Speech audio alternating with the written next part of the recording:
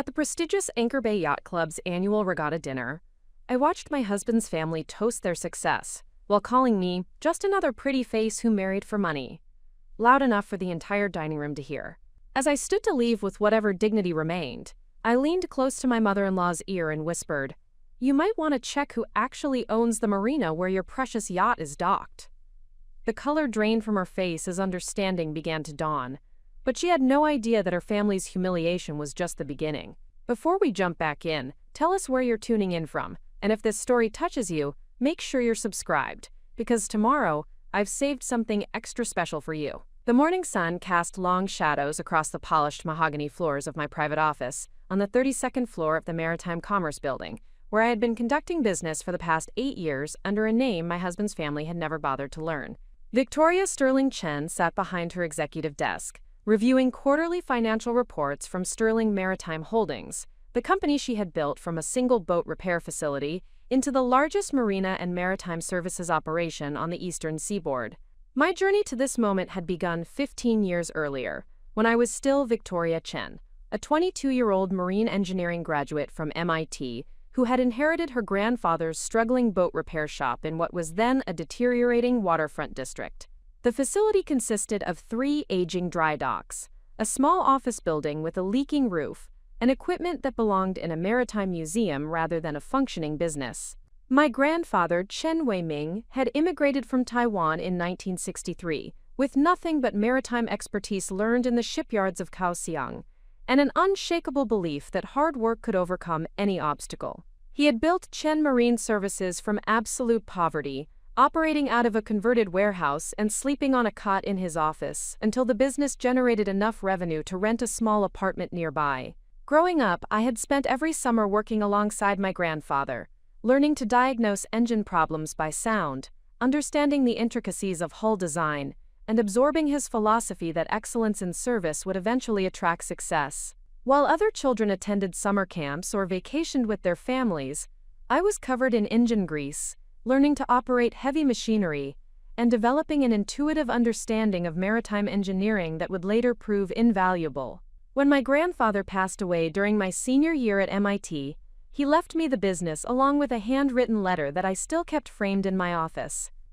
The letter, written in his careful English mixed with Chinese characters, contained advice that had guided every major decision I had made since.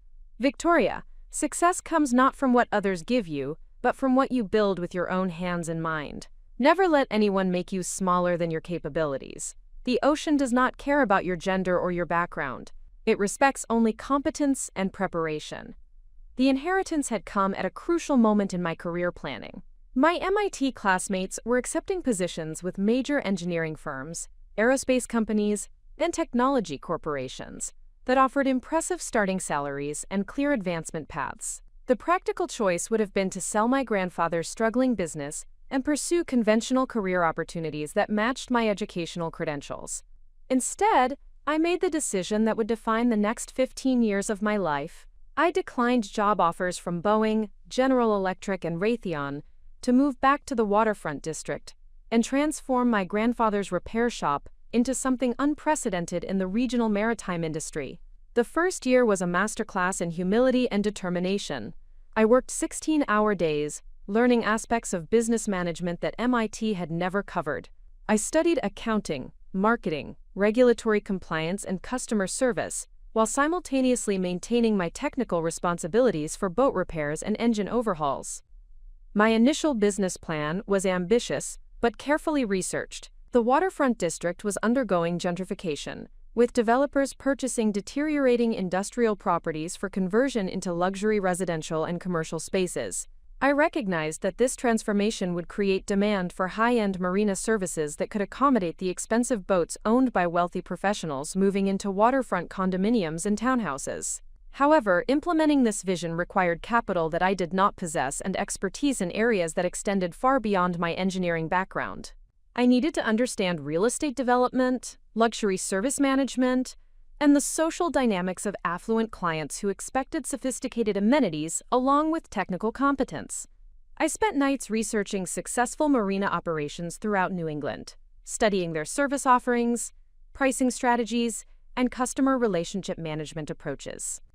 I visited facilities in Newport, Nantucket, and Martha's Vineyard, observing how they balance technical excellence with the hospitality elements that wealthy boat owners expected from premium service providers. The breakthrough came when I identified a pattern that other marina operators had missed. Wealthy boat owners were willing to pay substantial premiums for services that combined technical expertise with convenience and luxury amenities, but most facilities focused on either technical capabilities or luxury amenities without successfully integrating both approaches. I developed a business model that would position Chen Marine Services as the premier destination for discerning boat owners who wanted world-class technical service delivered with the sophistication they expected in other aspects of their affluent lifestyles. This meant hiring not just skilled marine technicians, but also customer service professionals who could interact comfortably with clients accustomed to five-star hotels and exclusive country clubs. The transformation required every dollar of my grandfather's modest life insurance policy, plus business loans that used the property as collateral. I spent 6 months renovating the facility, installing state-of-the-art equipment, and creating customer spaces that reflected the luxury positioning I was targeting. The new Chen Marine Services opened with expanded dry dock capabilities, a customer lounge with leather furniture and panoramic water views, concierge services that could arrange everything from catering to transportation, and technical capabilities that exceeded anything available within 200 miles of our location. My first major client was Harrison Blackwood III, a real estate developer who had recently purchased a 60-foot sailing yacht that required specialized maintenance for its carbon fiber hull and advanced navigation systems. Harrison had been frustrated by service providers who either possessed the technical expertise he needed but operated in facilities that felt like industrial warehouses, or offered luxury amenities but lacked the engineering competence to properly maintain sophisticated vessels. When Harrison brought his yacht to Chen Marine Services, I personally handled the technical assessment and service recommendations. My MIT education had provided me with knowledge of advanced materials and engineering systems that most marine technicians had never encountered. I could discuss carbon fiber stress patterns, electronic navigation integration, and propulsion system optimization with the same fluency that I used to explain basic maintenance procedures to novice boat owners. The combination of technical expertise and professional presentation impressed Harrison enough that he recommended our services to other members of his sailing club. Within 18 months, Chen Marine Services had developed a reputation among affluent boat owners as the facility that could handle any technical challenge while providing service that matched their expectations for luxury and convenience. This success enabled me to expand the business beyond repair services into marina operations, boat storage, and marine services that generated recurring revenue rather than depending entirely on project-based repair work. I purchased adjacent waterfront properties as they became available, gradually assembling the land area that would eventually become Sterling Marina. The transformation from Chen Marine Services to Sterling Marina required 3 years of careful planning and strategic investment. I hired maritime architects to design dock facilities that could accommodate boats ranging from 20-foot pleasure craft to 100-foot luxury yachts. The marina featured amenities that rivaled resort hotels, including a waterfront restaurant, fitness facilities, and concierge services that could arrange anything from boat provisioning to helicopter transportation. By the time Sterling Marina opened, I had invested everything I owned, plus additional financing secured through my business reputation and demonstrated track record of success. The facility represented the culmination of my grandfather's immigrant dream and my own vision of what American entrepreneurship could achieve through combining technical competence with strategic thinking and relentless commitment to excellence. The marina's success exceeded my most optimistic projections. Within 2 years, we had achieved full occupancy with a waiting list of prospective clients seeking dock space. The combination of technical excellence, luxury amenities, and customer service had created a business model that generated substantial profit margins while building customer loyalty that translated into referrals and repeat business. This success allowed me to expand Sterling Maritime Holdings into additional properties throughout New England. I acquired struggling marinas in desirable locations, applied the same transformation strategy that had worked at Sterling Marina, and created a network of premium facilities that dominated the luxury boat services market in the region. By my 30th birthday, Sterling Maritime Holdings controlled 12 marina properties, employed over 200 people, and generated annual revenue exceeding $50 million. I had achieved financial success that surpassed anything my MIT classmates had accomplished in traditional engineering careers, while creating a business that honored my grandfather's legacy and provided meaningful employment for working-class families in waterfront communities. However, my business success remained largely invisible to the social circles I entered when I met and married James Sterling 2 years later. James was a trust fund beneficiary whose family had accumulated wealth through real estate investments and financial management services that required no active involvement from family members. His income derived from investment portfolios managed by professional firms, rather than businesses he had built or professions he had mastered.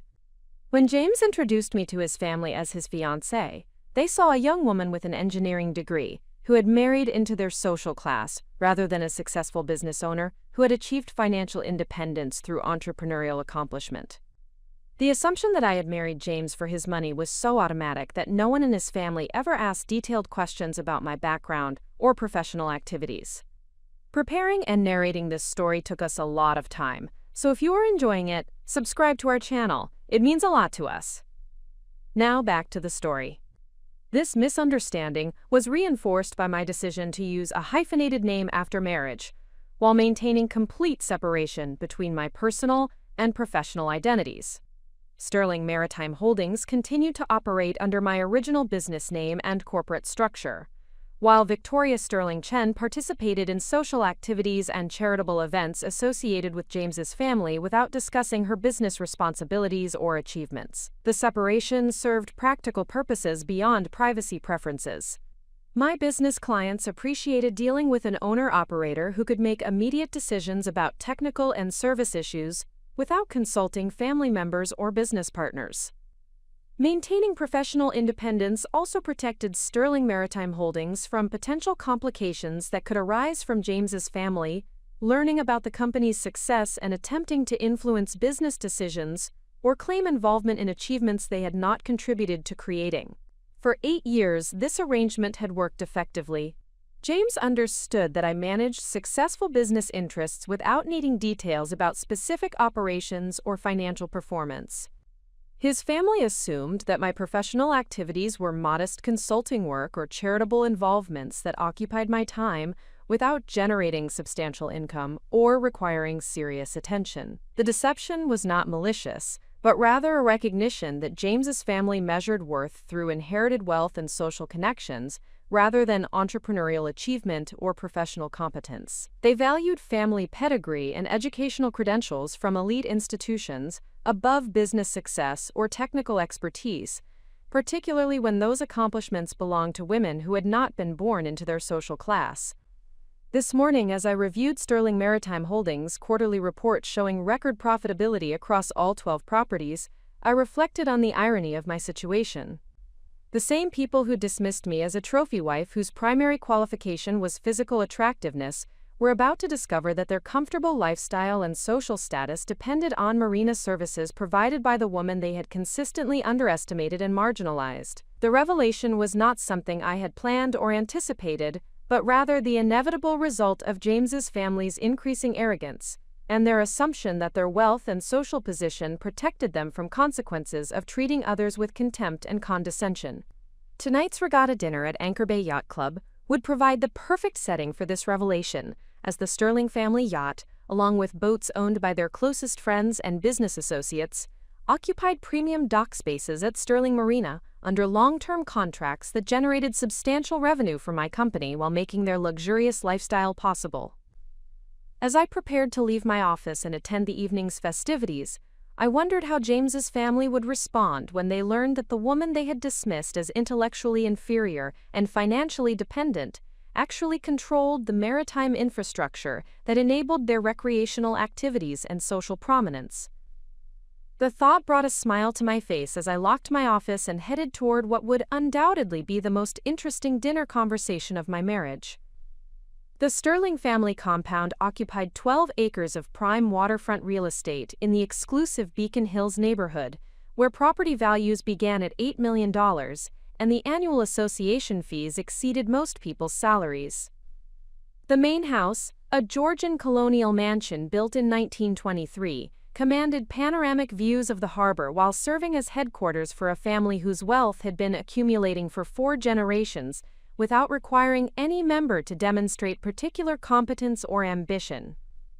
James Sterling I Vth had inherited his position as family patriarch not through leadership ability or business acumen, but simply by surviving longer than his siblings and maintaining cordial relationships with the investment managers who controlled the family trusts.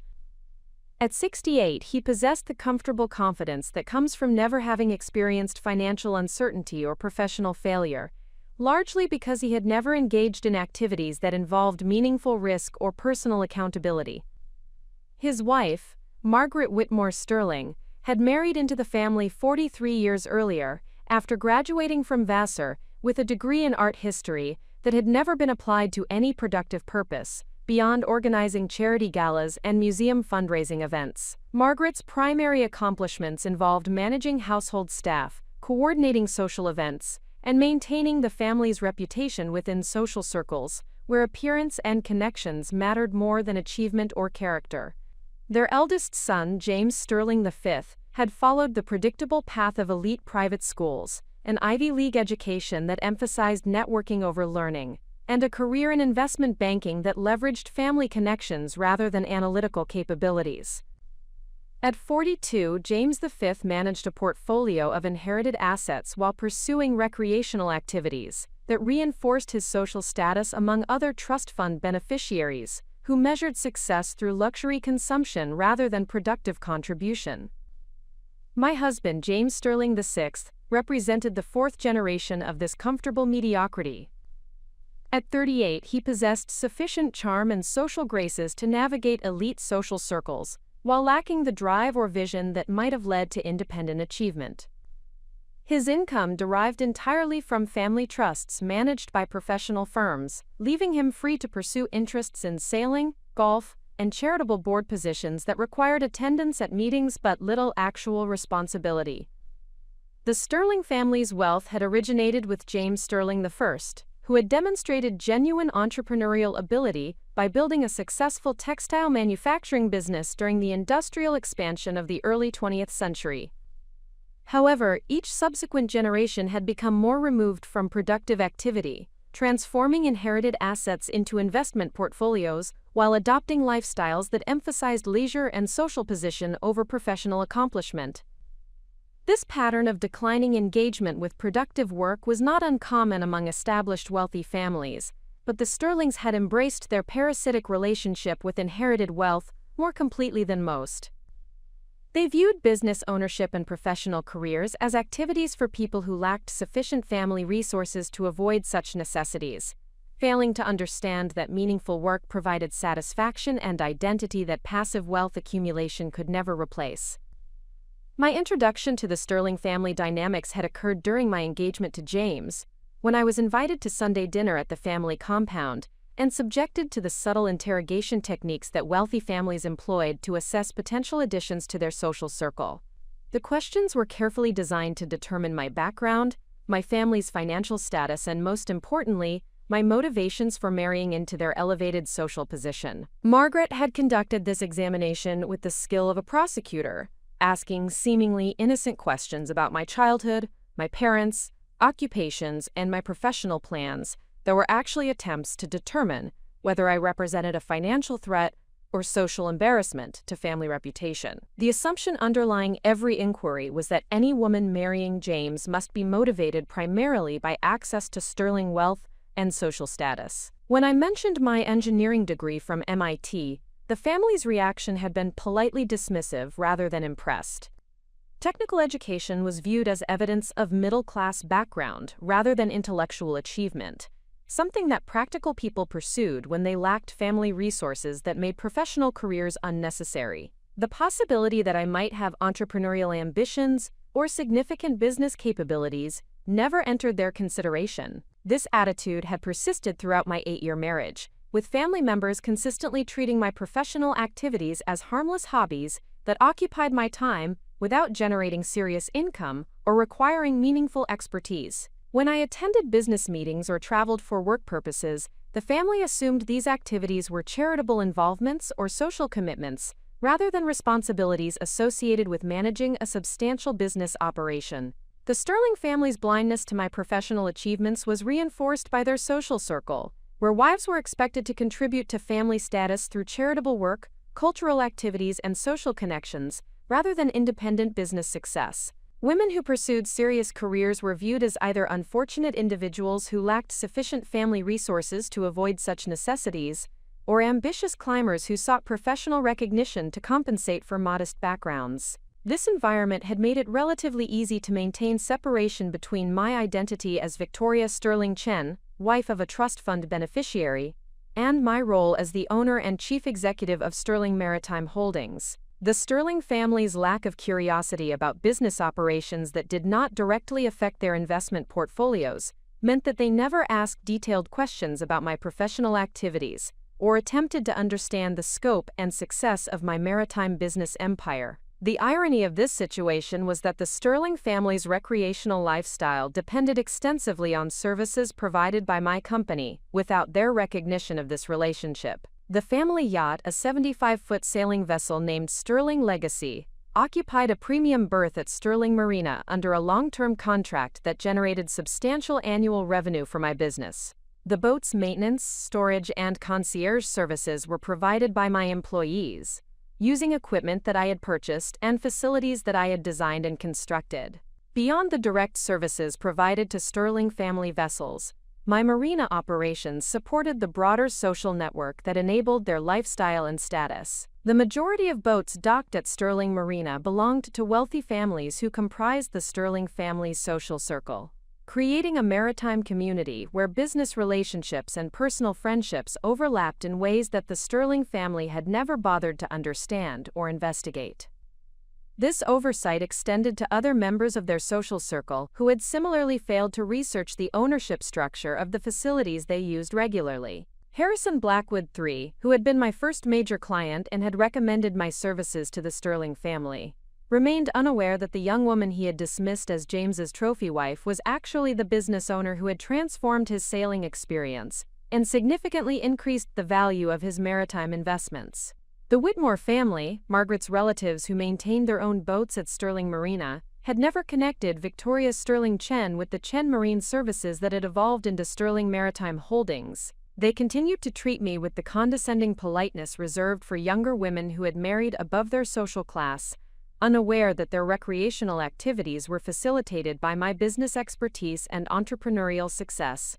Dr. Richard Hampton, a prominent surgeon whose family had socialized with the Sterlings for decades, had often made comments about the challenges of managing successful medical practices, while expressing sympathy for women like me who lacked professional accomplishments that could provide meaningful work and personal fulfillment. His own yacht required specialized maintenance services that only my company could provide in the regional market, yet he remained oblivious to this relationship.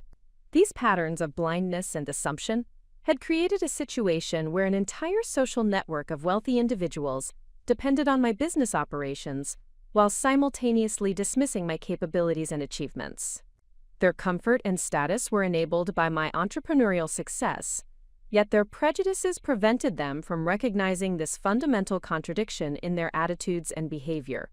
The most frustrating aspect of this dynamic was not the personal disrespect, which I had learned to ignore, but the broader implications for other women who might face similar prejudices and dismissive treatment.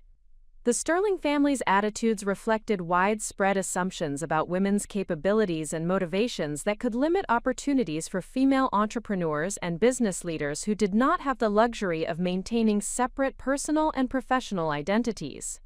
My success had been achieved despite rather than because of my marriage into the Sterling family, yet their social circle assumed that any professional accomplishments I might possess were either insignificant compared to my access to Sterling wealth, or dependent on family connections rather than independent expertise and effort. This assumption diminished not only my achievements, but the possibility that other women in similar situations might possess capabilities and accomplishments that warranted recognition and respect. The Sterling family's wealth had insulated them from consequences of their prejudices and dismissive attitudes, creating an environment where they could maintain comfortable assumptions about other people's motivations and capabilities without being challenged by contrary evidence. Their social position allowed them to surround themselves with individuals who either shared their prejudices or were financially dependent on their approval, preventing the kind of honest feedback that might have encouraged more accurate and respectful assessment of others' worth and achievements. This protective bubble of wealth and status had also prevented the Sterling family from developing the skills and perspectives that might have enabled them to recognize entrepreneurial success when they encountered it. Having never built businesses themselves or worked alongside successful entrepreneurs, they lacked the knowledge and experience necessary to identify the characteristics and capabilities that distinguished genuine business achievement from inherited wealth or social connections.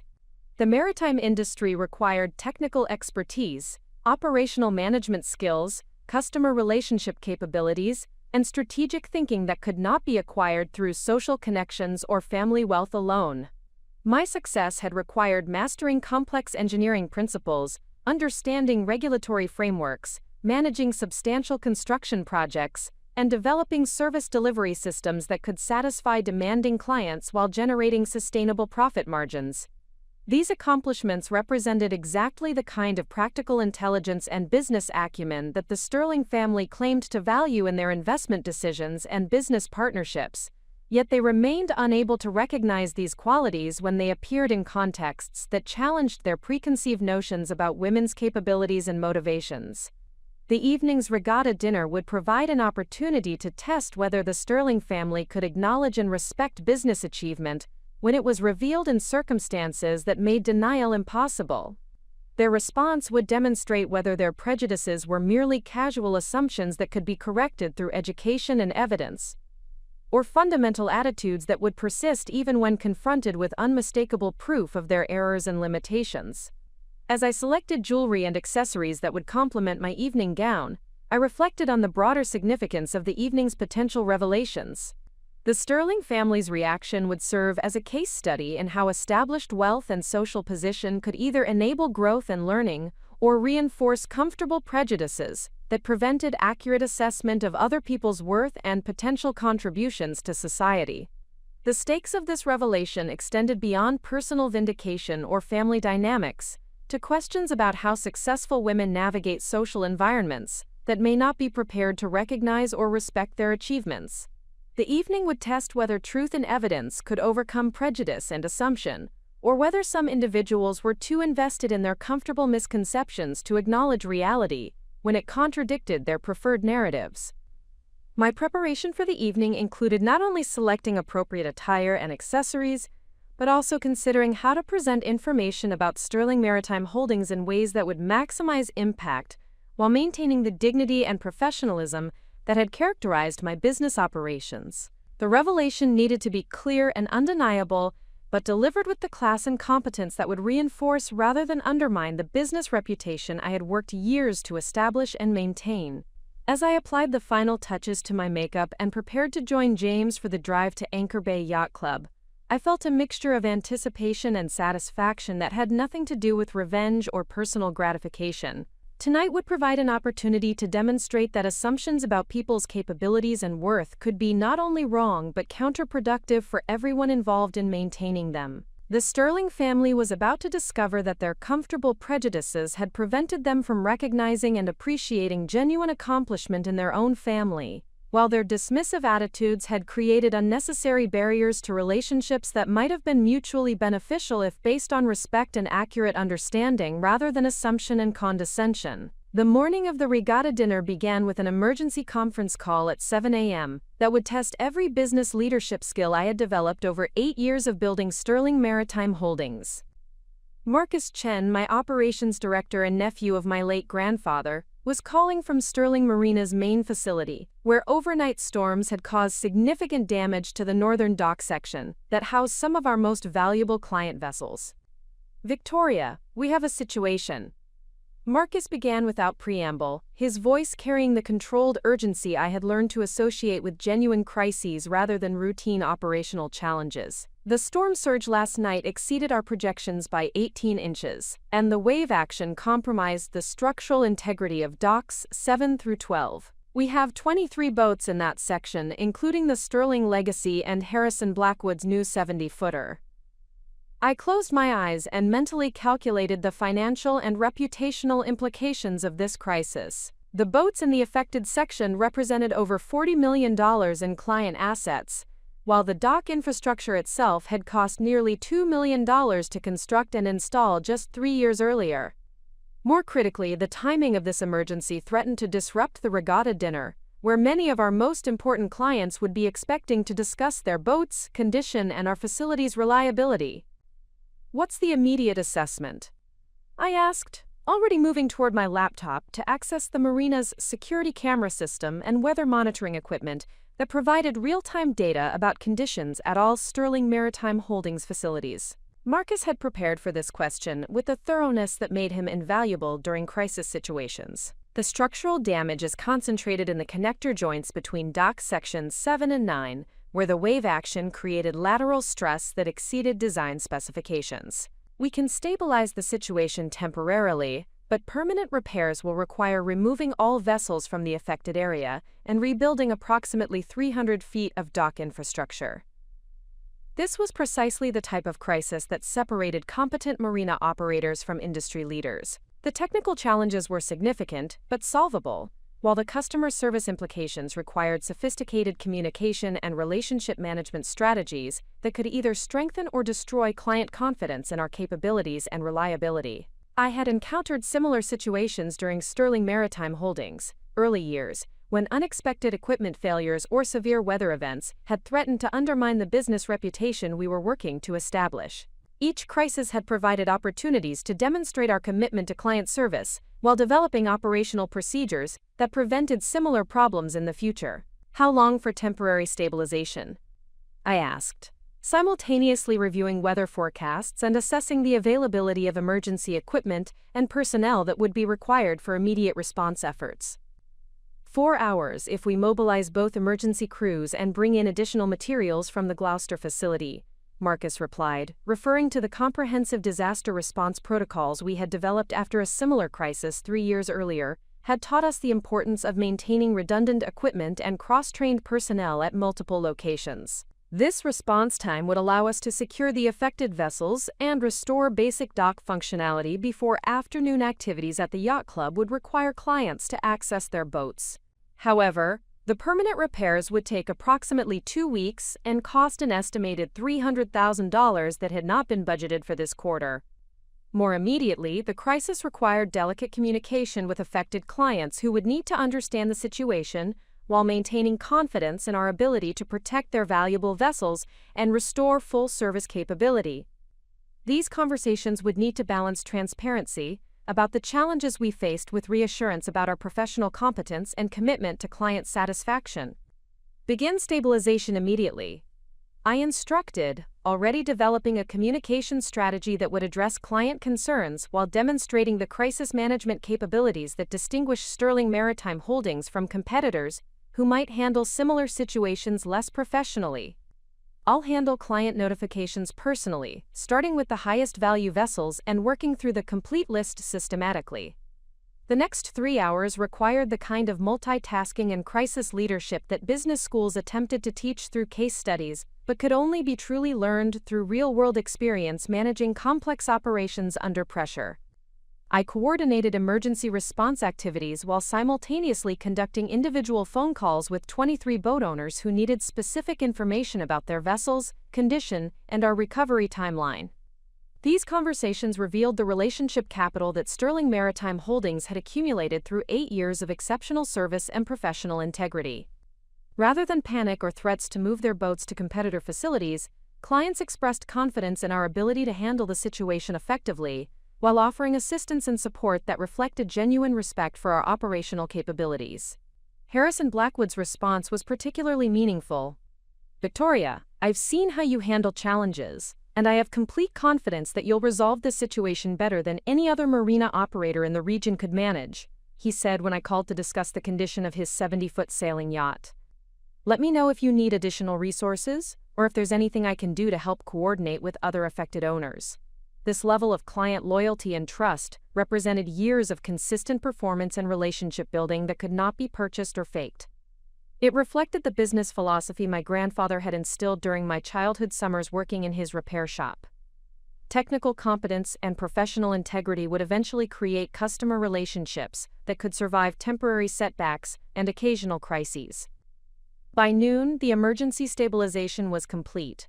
All affected vessels were secure, and detailed repair plans had been developed for both the dock infrastructure and 2 boats that had sustained minor damage during the storm surge. The crisis had been managed professionally and efficiently, demonstrating exactly the kind of operational excellence that had built Sterling Maritime Holdings' reputation as the region's premier marina operator.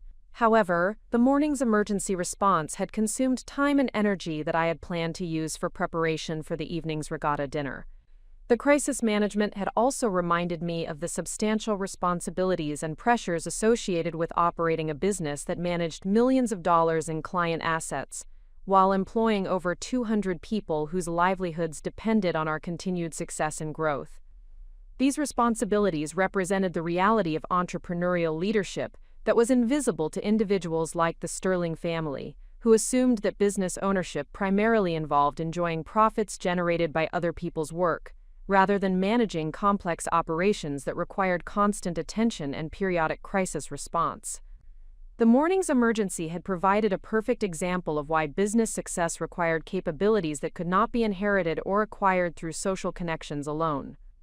As I prepared to leave my office and return home to prepare for the evening's social event, I reflected on the contrast between the meaningful work I had just completed and the superficial conversations that would dominate tonight's yacht club gathering. The Sterling family and their social circle would spend the evening discussing recreational sailing, vacation destinations, and social gossip while remaining oblivious to the business operations and professional expertise that made their comfortable lifestyle possible. This disconnect was not merely amusing, but represented a broader cultural problem in how society valued different types of contribution and achievement. The individuals attending tonight's dinner would receive social recognition and respect based on inherited wealth and family connections, rather than productive work or meaningful contribution to economic activity and employment creation. Meanwhile, the emergency response team that had spent the morning protecting millions of dollars in client assets while ensuring the safety and security of valuable vessels would remain invisible to the social elite who benefited from their professional competence and dedication. This inversion of recognition and respect reflected societal priorities that rewarded passive wealth accumulation over active business leadership and operational excellence. The afternoon was spent in final preparations for permanent dock repairs, coordination with insurance adjusters and marine construction contractors, and development of communication materials that would keep all Sterling Maritime Holdings clients informed about our recovery progress and timeline. These activities required the same attention to detail and strategic thinking that had built our business reputation, yet they would be invisible to tonight's yacht club audience who assumed that Marina services somehow provided themselves without requiring professional management or business expertise. At 4 p.m., I finally left the office and returned home to prepare for an evening that would serve multiple purposes beyond social obligation. The regatta dinner would provide opportunities to strengthen relationships with important clients who had demonstrated confidence in our crisis management capabilities, while also revealing to the Sterling family the true nature of the professional responsibilities they had consistently dismissed and undervalued. The irony of the situation was that the morning's emergency had actually strengthened my position for the evening's potential confrontation. The successful crisis response had demonstrated exactly the kind of leadership and operational competence that distinguished genuine business achievement from inherited wealth or social position. Any revelation about Sterling Maritime Holdings ownership would now be reinforced by concrete evidence of professional capabilities that could not be dismissed or minimized.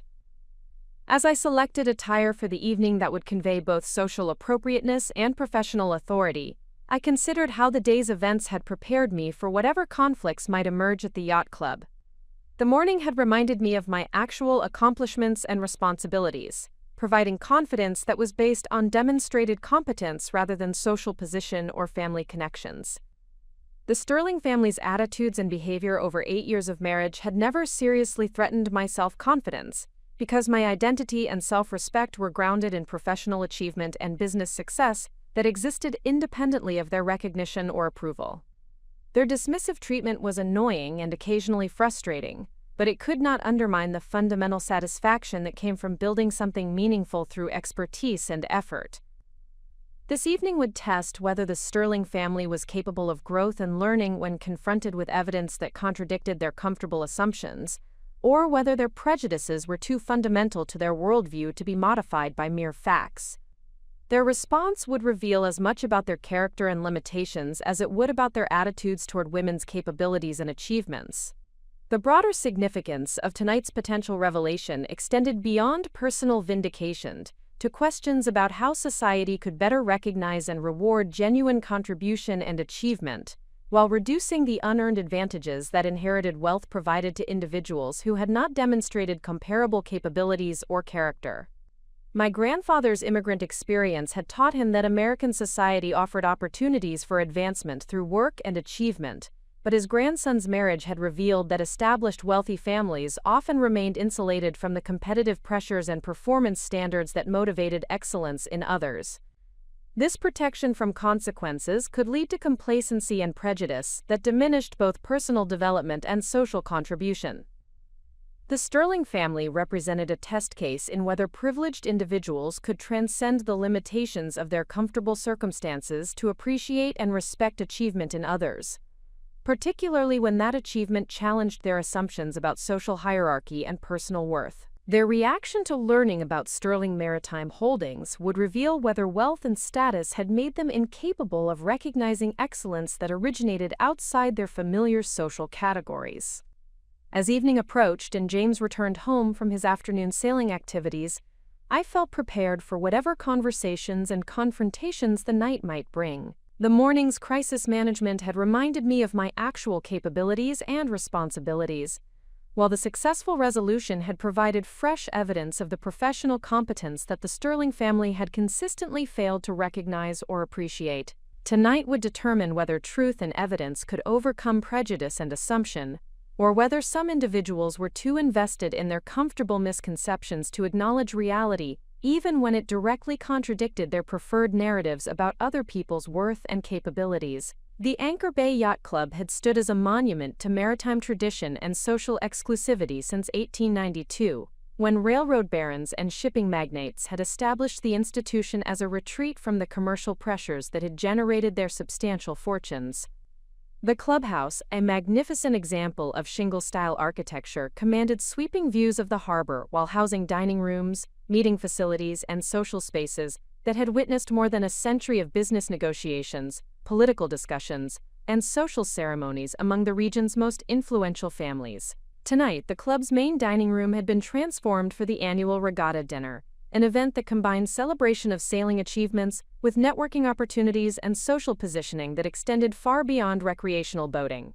Crystal chandeliers cast warm light over tables adorned with nautical-themed centerpieces, while floor-to-ceiling windows provided dramatic views of the harbor, where dozens of illuminated yachts created a floating display of wealth and maritime passion. James and I arrived precisely at 7:30, timing calculated to avoid appearing either overeager or fashionably late in ways that might draw unnecessary attention to our entrance. James wore his navy blazer with the yacht club's distinctive gold buttons, while I had selected a midnight blue silk dress that conveyed sophistication without ostentation, paired with the sapphire necklace that had belonged to my grandmother and represented the only substantial jewelry I owned that carried personal meaning rather than social signaling. The cocktail reception was already in full swing when we entered the club's main foyer, where members and guests mingled with the practiced ease that characterized individuals accustomed to social events, where business relationships and personal friendships intertwined in complex patterns of mutual obligation and strategic networking. The conversations buzzed with discussions of sailing conditions, boat maintenance challenges, and vacation destinations, punctuated by references to business dealings and investment opportunities that reflected the overlap between recreational sailing and professional success. Margaret Sterling approached us within minutes of our arrival, her smile combining maternal warmth with the calculated assessment that characterized her interactions with family members whose behavior might reflect upon the Sterling reputation. She wore an emerald green evening gown that complemented her silver hair and conveyed exactly the level of understated elegance that was expected from women of her social position and generational perspective. "Victoria, you look lovely this evening," she said, her voice carrying the tone of approval that suggested she'd examined my appearance and found it acceptable for the occasion. "I trust you had a relaxing day preparing for tonight's festivities, unlike those of us who had to manage various complications and responsibilities. The comment was delivered with Margaret's characteristic skill at conveying criticism through apparent pleasantries, suggesting that my presumed lack of serious obligations had afforded me luxury of extensive preparation time that was unavailable to individuals managing substantial responsibilities. The implication was clear: my primary function was ornamental rather than productive, allowing me to focus on appearance and social performance while others handled meaningful work and decision-making. Actually, I spent most of the day managing an emergency situation at one of my business properties, I replied with pleasant neutrality, providing accurate information while avoiding details that might prompt questions I was not yet prepared to answer comprehensively. Sometimes unexpected challenges require immediate attention, regardless of social commitments. Quote, Margaret's expression shifted slightly, suggesting mild surprise that I would claim professional responsibilities that could conflict with social obligations. Her worldview assumed that women in my position might have charitable commitments or hobby interests, but nothing that could legitimately be described as emergency business management, requiring immediate personal attention and decision-making authority. How interesting. She responded with the kind of polite dismissal that indicated her assumption that any business property I might reference was likely a small investment or consultation arrangement rather than substantial operational responsibility. I hope you were able to resolve whatever minor issue arose without too much inconvenience. Before I could respond to this characterization, Harrison Blackwood III approached our conversation group with the confident stride that reflected his comfort within the club's social environment and his recognition as one of the evening's honored guests whose sailing achievements had contributed to the regatta's success. His presence immediately shifted the conversation's dynamic, as both James and Margaret accorded him the respectful attention that his business success and club leadership position commanded. James, Victoria, wonderful to see you both, Harrison said with genuine warmth that distinguished him from other club members whose social interactions were more calculated and performative. Victoria, I wanted to thank you again for the excellent work your people did this morning with the dock situation. The professionalism and efficiency were exactly what we've come to expect, and I know the other affected owners share my appreciation for how well the crisis was handled. Margaret's eyebrows rose slightly at this reference to business activities that seemed to involve more substantial responsibility than she had assumed I possessed. Her expression suggested curiosity mixed with skepticism about the nature of my apparent involvement in marina operations that had affected Harrison's valuable sailing yacht and required professional crisis management capabilities. I wasn't aware that Victoria was involved in marina management, Margaret said carefully, her voice carrying the tone of someone seeking clarification about a situation that did not align with her existing understanding of family members' professional activities and responsibilities. Harrison looked genuinely surprised at Margaret's apparent ignorance about my professional role, his expression suggesting that he assumed family members would naturally be aware of each other's business activities and achievements. His response would prove to be the first crack in the careful separation I had maintained between my personal and professional identities.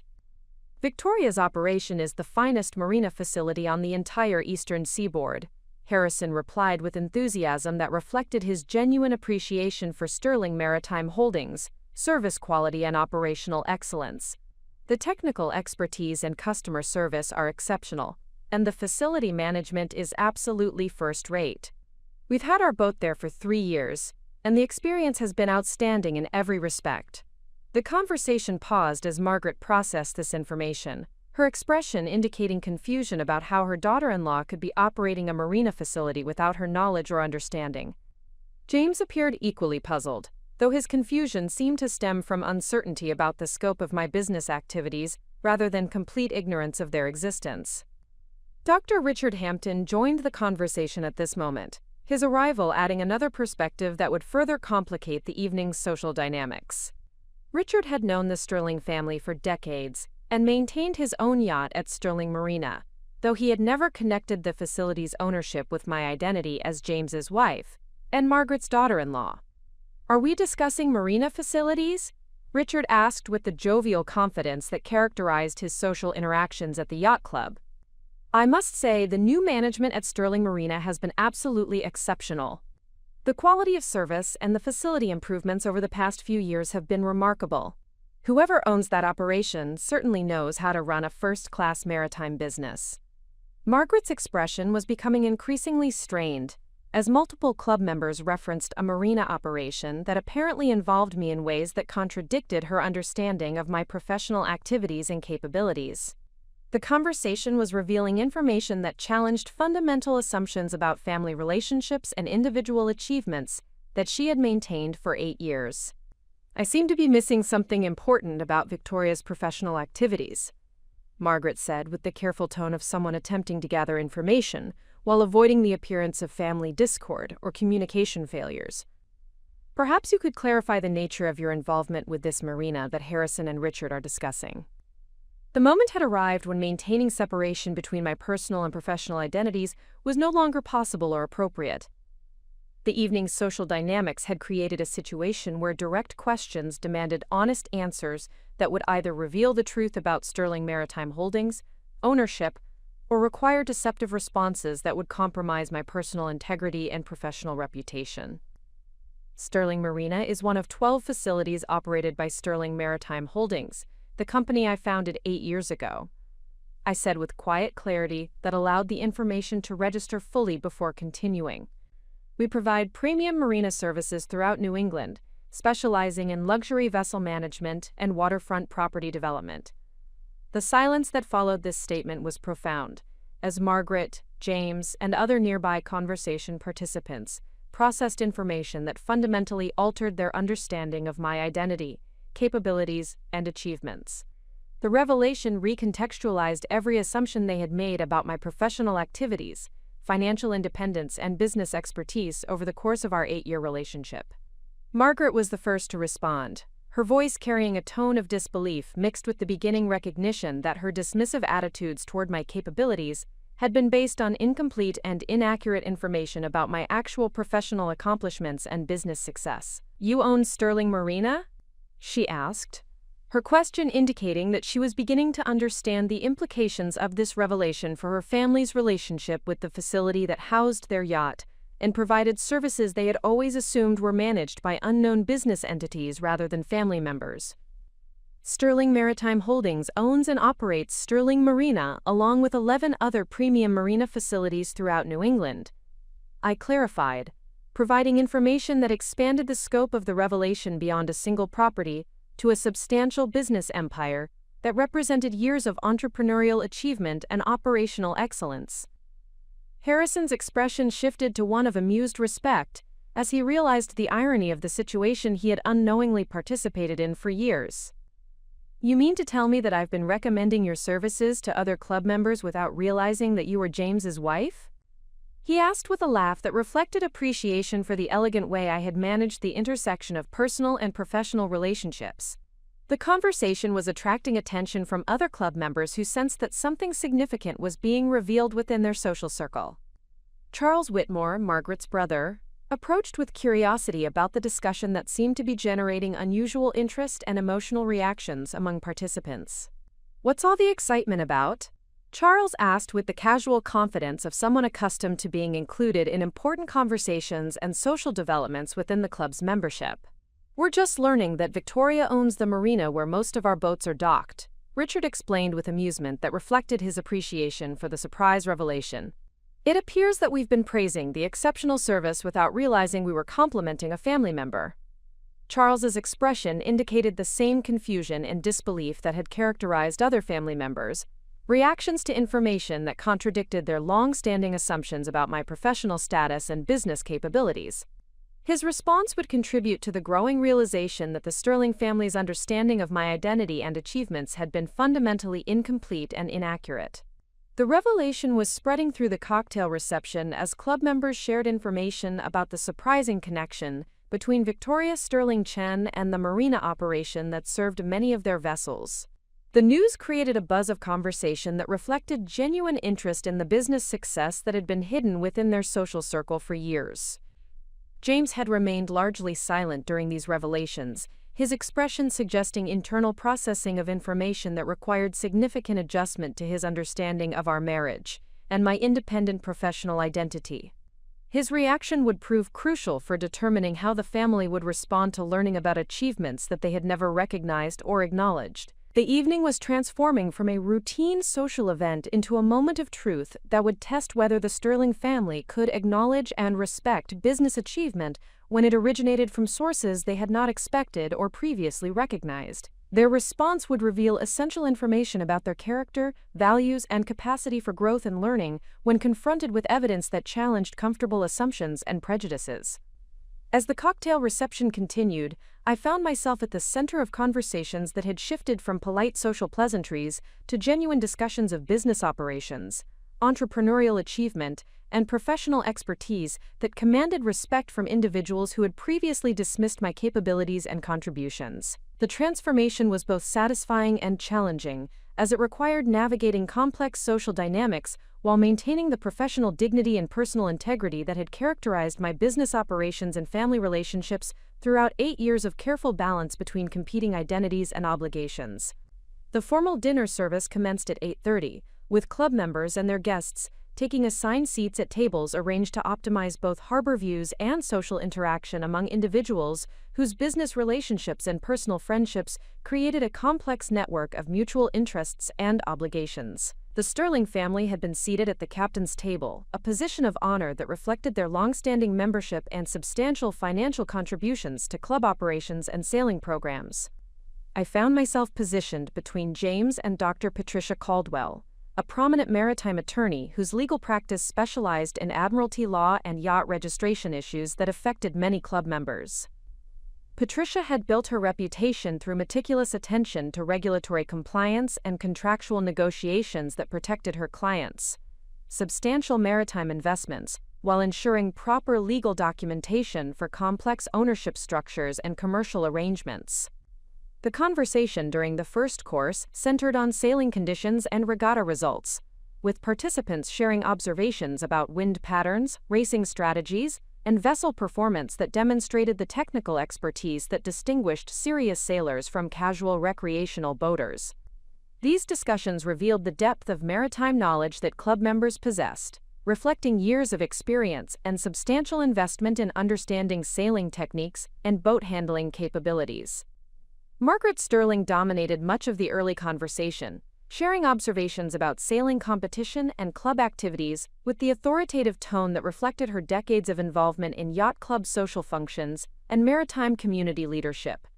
Her commentary demonstrated familiarity with racing protocols, sailing traditions, and club history that established her credibility within the group while reinforcing her position as a respected voice in maritime social circles. However, the dynamic shifted significantly when Patricia Caldwell turned her attention to recent developments in marina operations and maritime business management that had attracted her professional interest as an attorney representing boat owners and maritime service providers. "I've been following the expansion of Sterling Maritime Holdings with considerable interest," Patricia began, her voice carrying the analytical tone that characterized her approach to legal and business matters. "The company has achieved remarkable growth while maintaining service quality that exceeds industry standards. The ownership structure and operational strategy represent innovative approaches to maritime business development that could serve as models for other regional operators." Margaret's expression indicated polite interest mixed with curiosity about why Patricia would assume that anyone at the table possessed detailed knowledge about a maritime business operation that seemed peripheral to their immediate social circle and recreational interests. "Are you familiar with Sterling Maritime's operations?" Margaret asked, her question reflecting genuine uncertainty about why this topic had been introduced into their dinner conversation.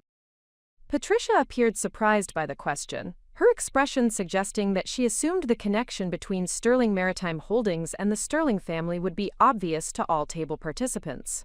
Her response would prove to be a pivotal moment in the evening's unfolding revelation. "Well, certainly," Patricia replied with mild confusion about Margaret's apparent ignorance regarding a business relationship that she assumed was well established and openly acknowledged. "Victoria's company has become the premier marina operator in New England. The technical expertise and customer service excellence are exceptional, and the facility management sets industry standards for luxury maritime services."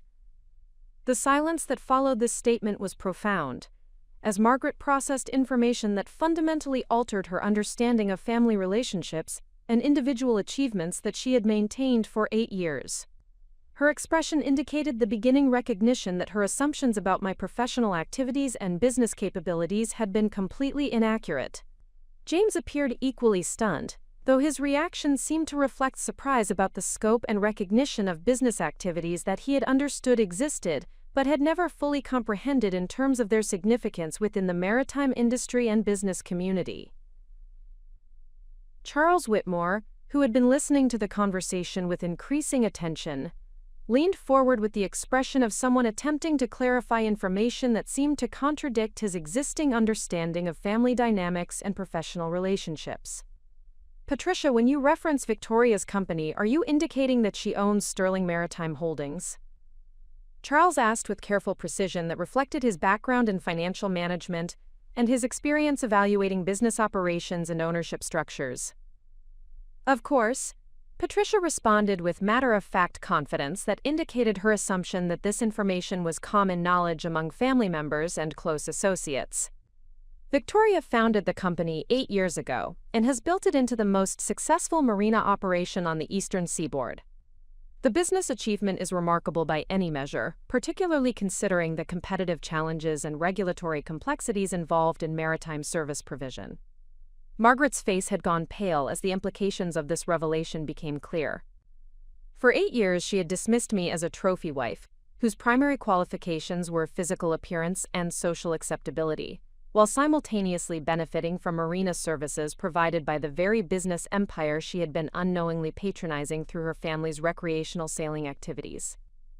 The conversation had attracted attention from adjacent tables, where other club members were beginning to recognize that significant information was being revealed about relationships and achievements that had apparently been misunderstood or unknown within their social circle.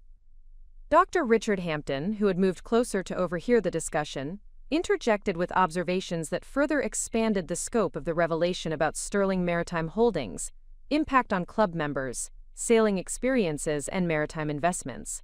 The transformation of Sterling Marina over the past 8 years has been extraordinary, Richard said with genuine appreciation that reflected his years of experience with marina services throughout New England. The facility improvements, service quality, and operational excellence have set new standards for luxury marina operations. The investment in infrastructure and technology represents millions of dollars in development that has benefited every boat owner in the region. Harrison Blackwood, who had been observing the conversation from a nearby table, approached with information that would further illuminate the scope of business achievement that had remained hidden within the Sterling family's social circle. Victoria, I think it's time everyone understood the full scope of what you've accomplished, Harrison said with respect that reflected his genuine appreciation for entrepreneurial success and business leadership. Sterling Maritime Holdings doesn't just operate individual marina facilities. The company has revolutionized marina services throughout New England, providing employment for hundreds of people while setting industry standards for customer service and operational excellence. The revelation was spreading throughout the dining room as club members shared information about the surprising connection between Victoria Sterling Chen and the Marina Empire that had enhanced their sailing experiences and protected their substantial maritime investments. The news created conversations that reflected genuine admiration for business achievement that had been accomplished through expertise and determination, rather than inherited advantage or family connections. Margaret finally found her voice, though her words carried a tone of disbelief that indicated difficulty processing information that contradicted fundamental assumptions she had maintained for years. Victoria, why didn't you tell us about your business success? She asked, her question revealing the beginning recognition that her dismissive treatment had been based on incomplete and inaccurate information about my professional capabilities and achievements. The question provided an opportunity to address the broader issues that had shaped 8 years of family relationships, characterized by assumption and dismissal, rather than genuine curiosity about individual accomplishments and professional contributions. Margaret, you never asked. I replied with quiet dignity that acknowledged the truth of our relationship dynamic without expressing anger or resentment that might have been justified by years of condescending treatment and systematic dismissal. Your assumptions about my capabilities and motivations made it clear that my professional activities were viewed as insignificant compared to my role as James's wife and your daughter-in-law. The honesty of this response created an uncomfortable moment of recognition among family members who were being forced to confront their own behavior and attitudes toward achievements they had never bothered to investigate or acknowledge.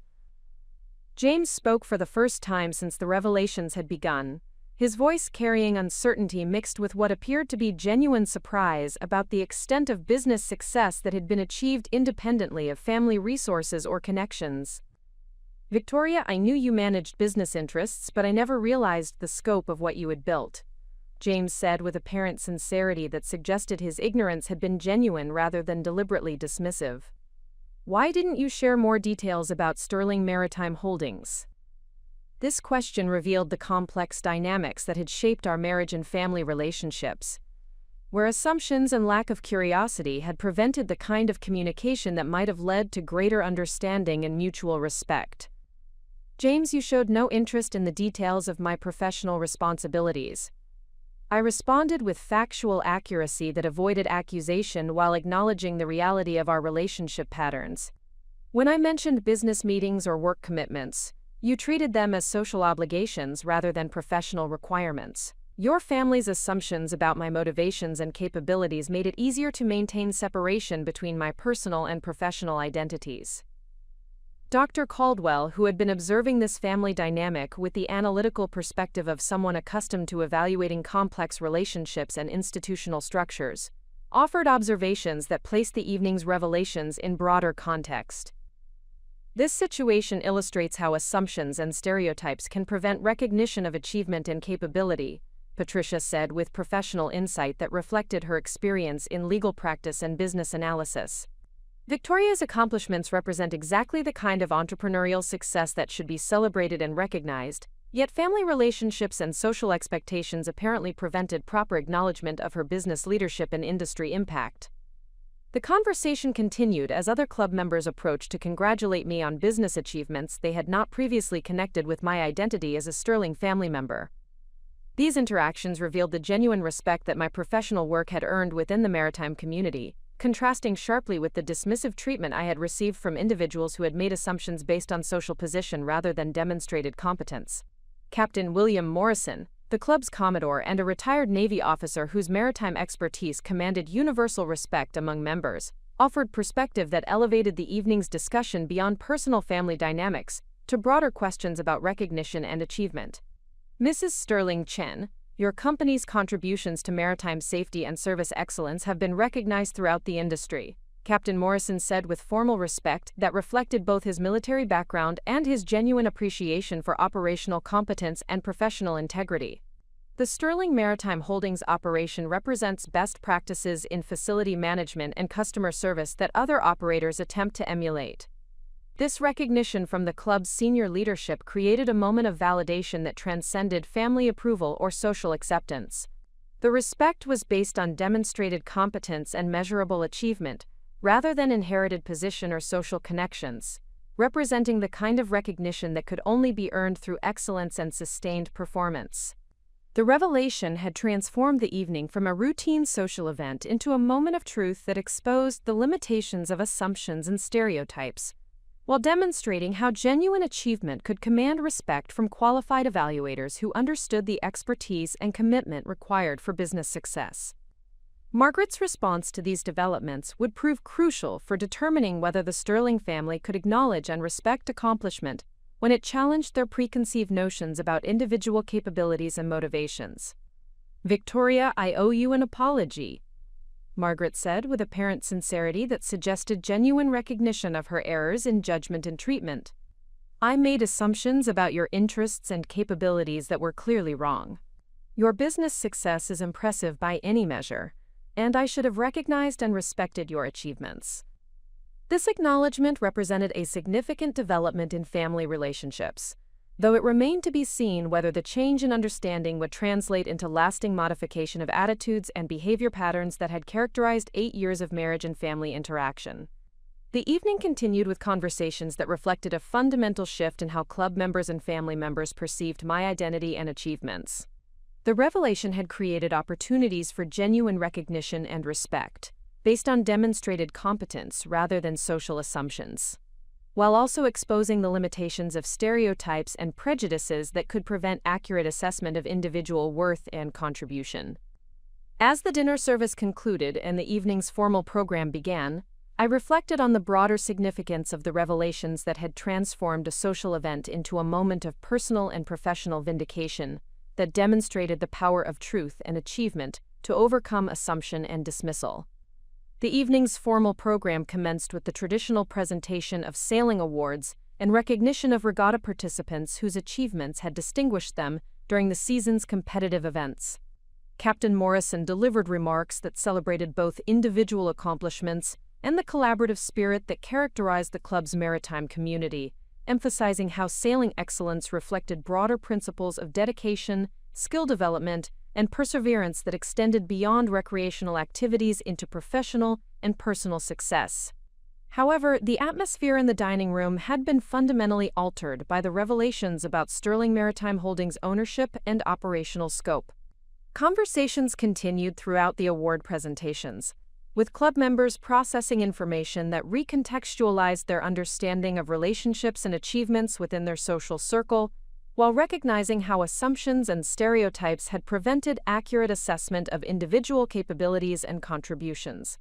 I observed these discussions with professional interest, noting how maritime industry professionals responded differently than individuals whose knowledge was limited to recreational sailing experiences. The business owners and professionals who understood operational complexities and entrepreneurial challenges expressed genuine respect for the achievements represented by Sterling Maritime Holdings' growth and industry leadership. Their recognition was based on technical appreciation for the expertise and commitment required to build and manage complex marine service operations. In contrast, family members and social acquaintances who lacked business experience appeared more focused on the surprise of the revelation rather than substantive appreciation for the accomplishments involved. Their reactions suggested difficulty integrating new information about my professional identity with existing assumptions about my motivations and capabilities, reflecting broader challenges in how individuals process evidence that contradicts comfortable stereotypes and prejudices. Margaret Sterling had remained largely silent during the award presentations, her expression indicating internal processing of information that required significant adjustment to her understanding of family relationships and individual achievements. Her earlier apology had suggested recognition of errors in judgment, but her continued discomfort indicated that acknowledging mistakes was easier than fundamentally revising attitudes and assumptions that had shaped 8 years of interaction patterns. The situation reached a critical juncture during the coffee service, when club members began moving between tables to continue conversations and congratulate regatta participants on their sailing achievements. The informal mingling created opportunities for more detailed discussions about Sterling Maritime Holdings, while also providing possibilities for conflicts that had been suppressed during the formal dinner service. Eleanor Whitmore, Margaret's sister-in-law and a woman whose social commentary often reflected the unfiltered opinions that others expressed more diplomatically, approached our table with an expression that suggested she had been observing the evening's revelations with skeptical interest rather than admiring recognition.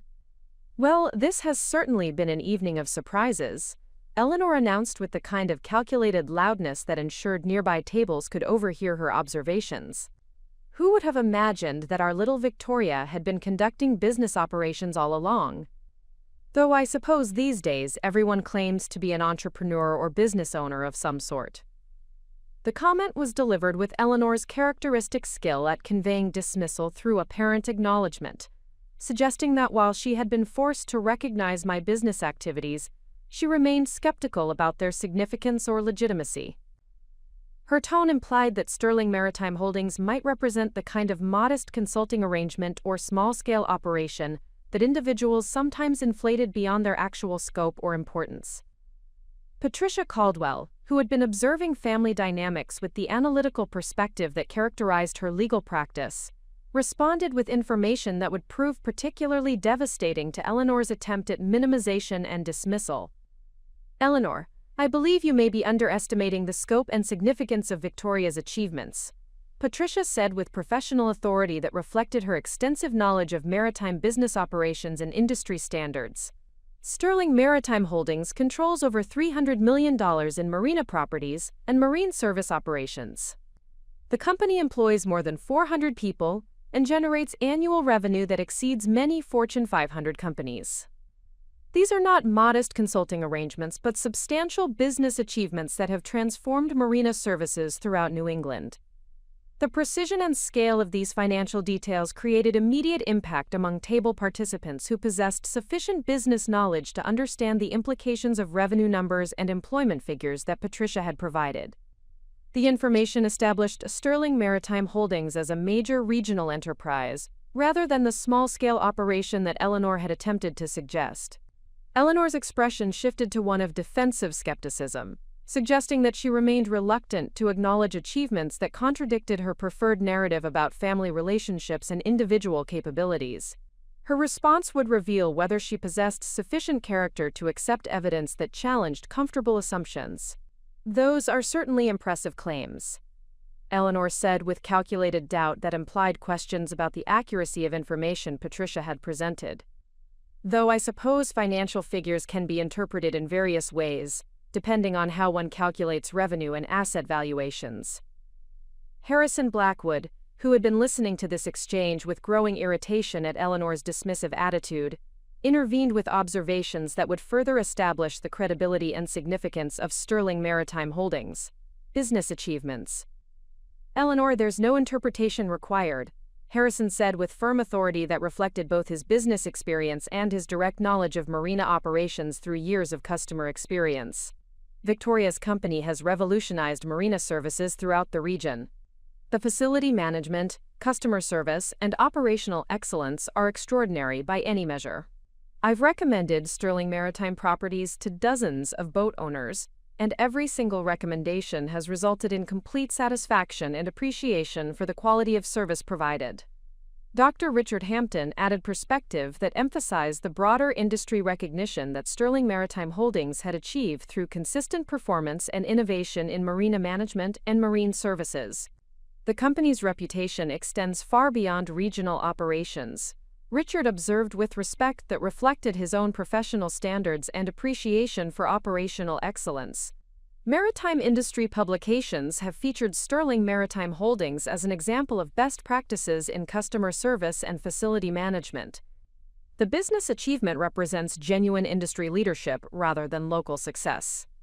Quote, "These endorsements from knowledgeable professionals created mounting evidence of business achievement that became increasingly difficult for Eleanor to dismiss or minimize." However, her response suggested that she remained committed to maintaining skeptical attitudes that protected her comfortable assumptions about social hierarchy and individual worth. "I'm sure Victoria has been very successful with her little marina business," Eleanor said with condescension that revealed her continued inability to acknowledge achievements that challenged her preconceptions. "Though I do wonder why she felt it necessary to keep such activities secret from family members who might have been supportive and encouraging of her entrepreneurial interests." This comment represented Eleanor's attempt to shift criticism from her own dismissive attitudes toward my alleged secretiveness, suggesting that family relationship problems resulted from my failure to communicate rather than their failure to demonstrate genuine interest in my professional activities and achievements. The accusation provided an opportunity to address directly the behavioral patterns and assumptions that had shaped 8 years of family interactions, while clarifying the reasons for maintaining separation between personal and professional identities. "Eleanor, I maintained professional privacy because family members consistently demonstrated that they viewed my capabilities and achievements as insignificant compared to my role as James's wife. I responded with calm dignity that avoided personal attacks while stating factual observations about relationship dynamics. When I mentioned business meetings or work commitments, they were dismissed as social obligations or hobby interests rather than professional responsibilities. The assumption that I had married James for financial security made it clear that my independent achievements would be viewed as irrelevant or potentially threatening to comfortable family narratives." The directness of this response created uncomfortable recognition among family members, who were being forced to confront their own behavior and attitudes toward achievements they had never bothered to investigate or acknowledge. The moment required honest assessment of relationship patterns that had persisted for years without challenge or correction.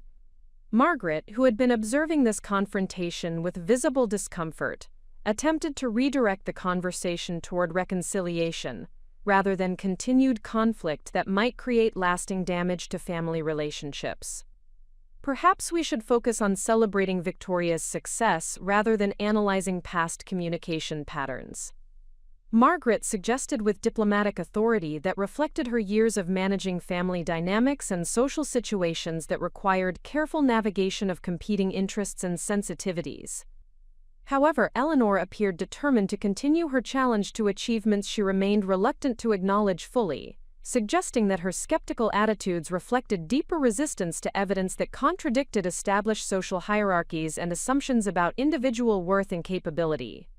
"I'm simply curious about the timing of these revelations." Eleanor persisted with calculated innocence that implied suspicion about motivations for disclosure. One might wonder whether tonight's announcement was strategically planned to create maximum impact during a social event where business achievements would receive public recognition and validation.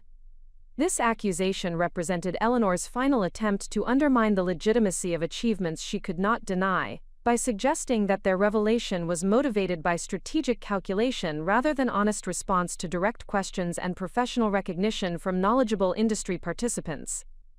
Captain Morrison, who had been observing this exchange with the disciplined restraint that characterized his military background and club leadership responsibilities, provided authoritative perspective that would effectively conclude Eleanor's attempts at dismissal and challenge. "Mrs. Whitmore, I believe you may be missing the essential point of this evening's revelations," Captain Morrison said with formal authority that commanded immediate attention and respect from all table participants.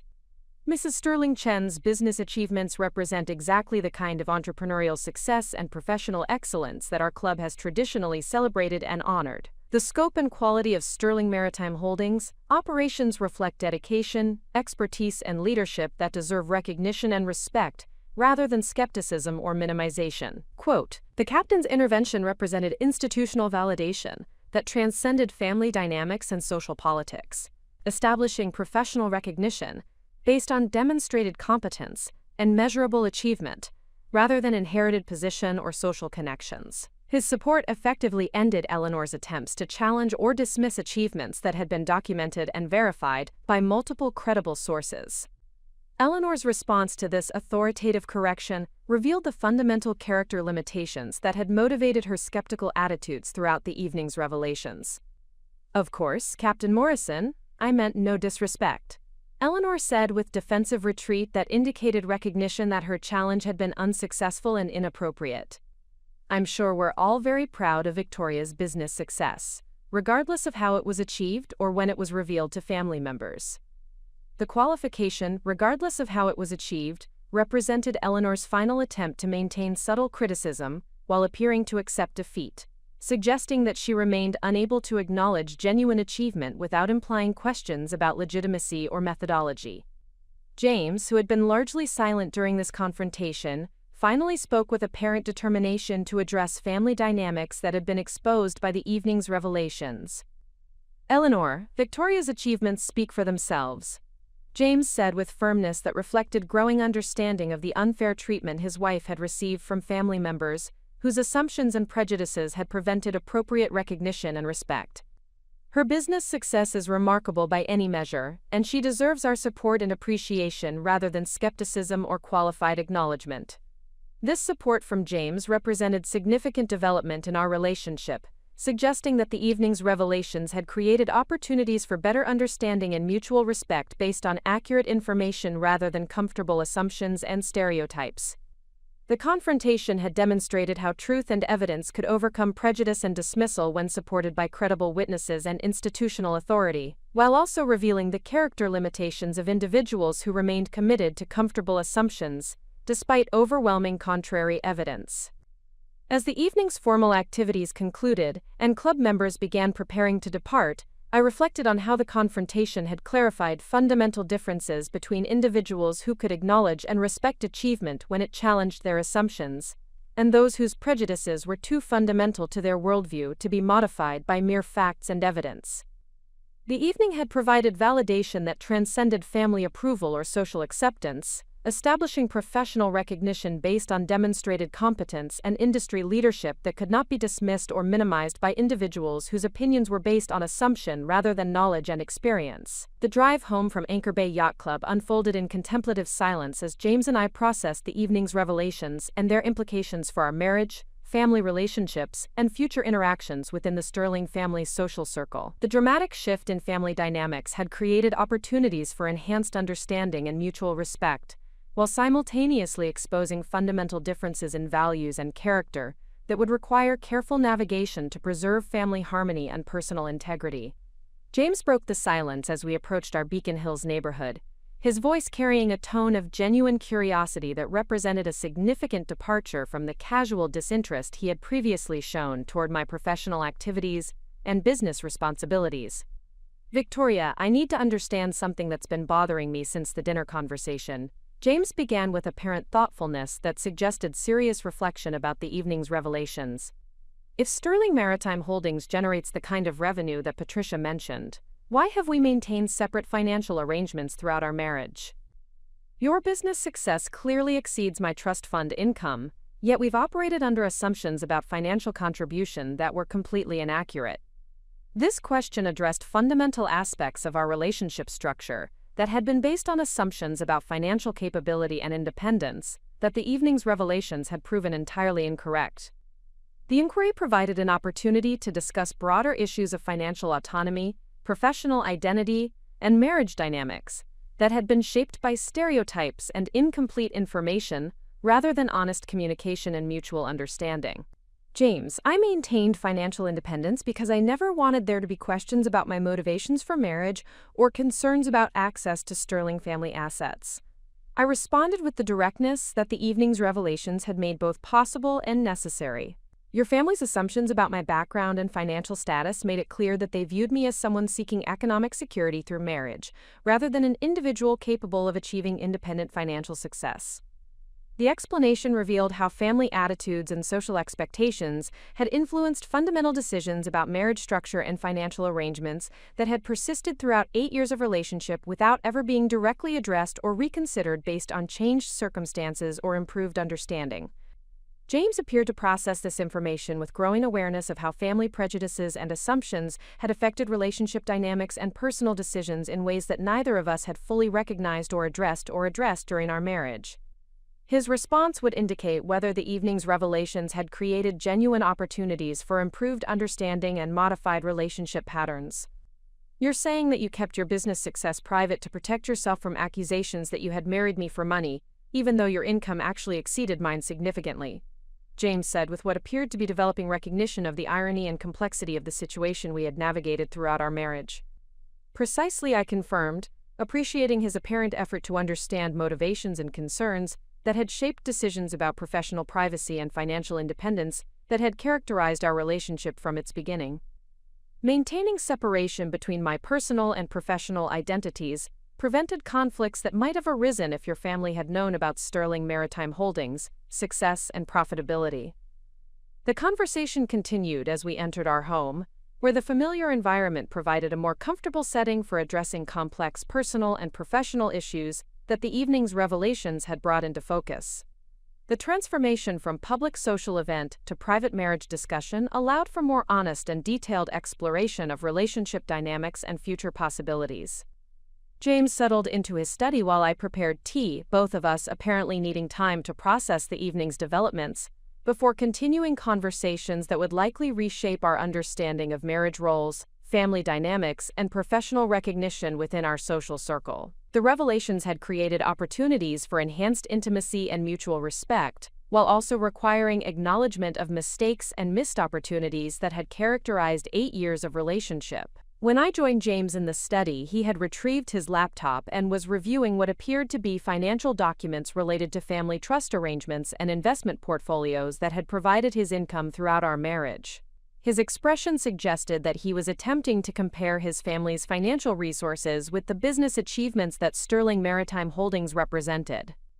"Victoria, I've been looking at trust fund distributions and investment performance over the past 8 years, James said with apparent seriousness that indicated genuine engagement with financial analysis and comparative assessment of income sources.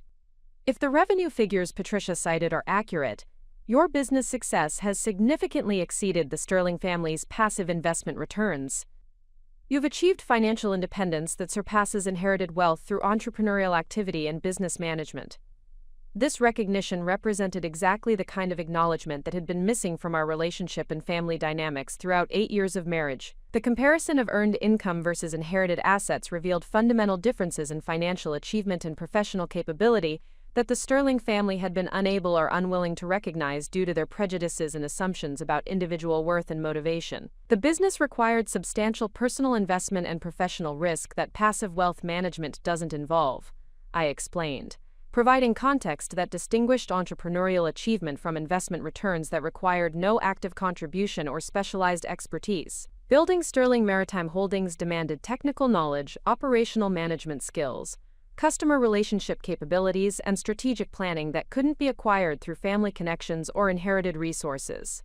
James appeared to appreciate these distinctions between earned success and inherited advantage, suggesting that the evening's revelations had created opportunities for him to understand and respect types of achievement that his family background had not prepared him to recognize or value appropriately. "I'm beginning to understand why you maintained professional privacy," James said with apparent sincerity that reflected growing awareness of how family attitudes had influenced relationship dynamics and personal decisions throughout our marriage. "My family's assumptions about women's capabilities and motivations would have made it difficult for you to receive appropriate recognition for business achievements that clearly deserved respect and acknowledgement." The acknowledgement represented significant progress in understanding relationship issues that had persisted without resolution throughout our marriage. James's apparent willingness to recognize family prejudices and their impact on our relationship suggested possibilities for improved communication and mutual respect based on accurate information rather than comfortable assumptions. However, the conversation also revealed broader questions about how the evening's revelations would affect our future relationship with the Sterling family and their social circle, where attitudes about women's capabilities and appropriate roles might not change as readily as individual recognition within our marriage. "James, tonight's revelations will likely create ongoing challenges within your family and social circle," I observed, addressing practical concerns about future family interactions and social dynamics that would be affected by changed understanding of my professional identity and business achievements. Some family members may be able to acknowledge and respect business success that challenges their assumptions, while others may remain committed to comfortable prejudices, despite overwhelming contrary evidence. Eleanor Whitmore's response during the evening's confrontation had demonstrated how some individuals remained resistant to acknowledging achievement that contradicted established social hierarchies and assumptions about individual worth. Her attitude suggested that family harmony might require ongoing navigation of competing perspectives and values that could not be easily reconciled through evidence or rational discussion. James considered this observation with apparent seriousness, suggesting that he recognized the complexity of family dynamics and social expectations that would continue to influence our relationship and interactions within established social circles. "You're right that not everyone will be able to acknowledge your achievements appropriately." James agreed with what appeared to be realistic assessment of family character and limitations.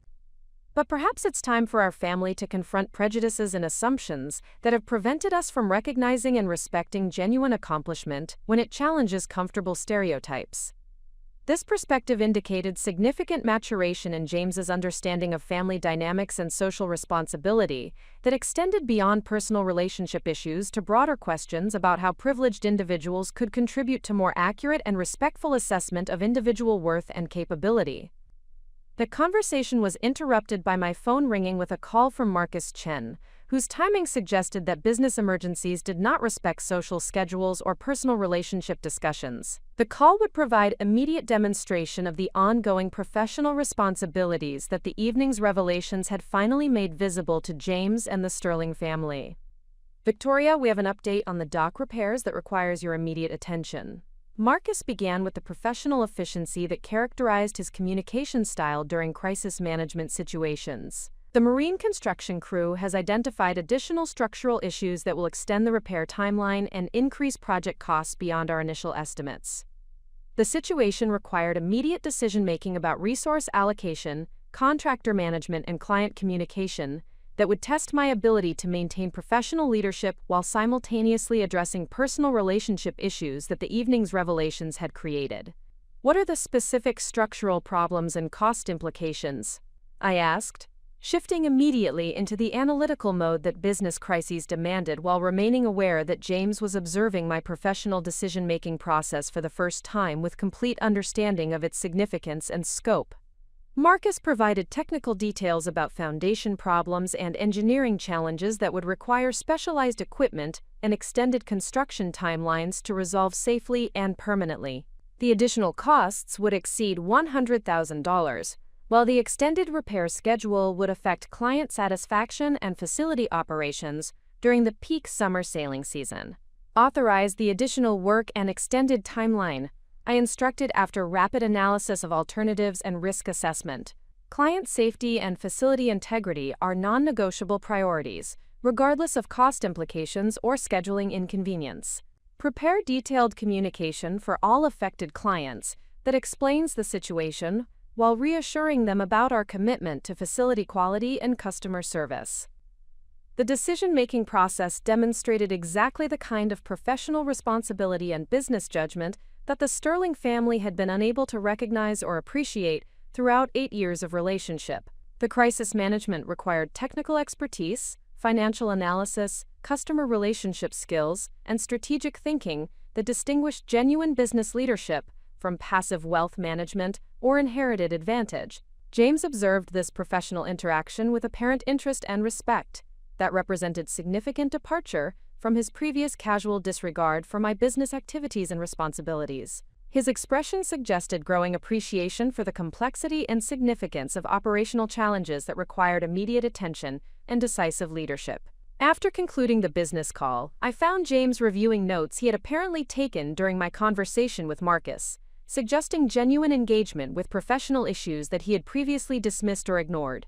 "Victoria, that phone conversation illustrated exactly the kind of business responsibility and decision-making capability that I never fully understood or appreciated," James said with apparent sincerity that reflected changed perspective about my professional identity and achievements. "The technical knowledge, financial analysis, and customer service considerations you addressed in 10 minutes exceeded the complexity of most decisions I face regarding trust fund management. This comparison between entrepreneurial responsibility and passive wealth management revealed fundamental differences in professional engagement and contribution that the Sterling family's social position had prevented them from recognizing or valuing appropriately.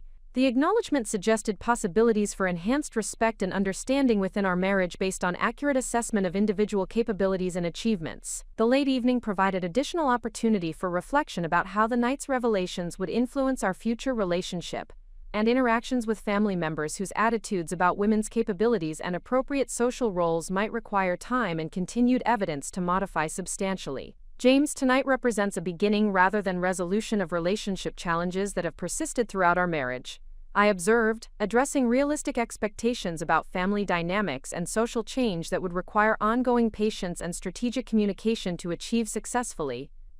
"I understand that changing 8 years of assumptions and prejudices will require sustained effort and continued demonstration of respect for achievements that challenge comfortable stereotypes," James replied with apparent recognition of the work required to transform relationship patterns and family attitudes that had been established over extended periods. The conversation concluded with mutual recognition that the evening's revelations had created opportunities for enhanced understanding and improved relationship dynamics while also requiring continued navigation of complex family and social expectations that would not change immediately or easily despite overwhelming evidence of business achievement and professional competence. As we prepared for sleep, I reflected on how truth and professional excellence had finally received appropriate recognition while acknowledging that sustained change would require ongoing demonstration of the values and capabilities that the evening's revelations had finally made visible to individuals whose prejudices had previously prevented accurate assessment of my worth and contributions. The morning following the yacht club revelations began with an unprecedented situation in the Sterling household.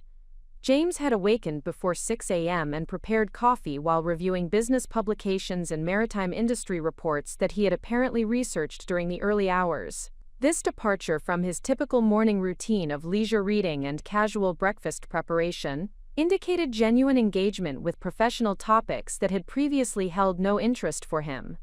I discovered him in the kitchen reviewing a detailed article about Sterling Maritime Holdings that had appeared in Maritime Business Weekly 6 months earlier, featuring comprehensive analysis of our expansion strategy and industry leadership in luxury marina services.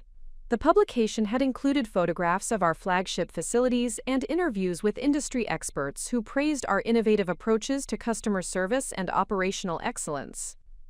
"Victoria, I had no idea that your business achievements had received this level of industry recognition," James said with apparent amazement as he showed me the article's detailed coverage of Sterling Maritime Holdings, growth trajectory, and market influence.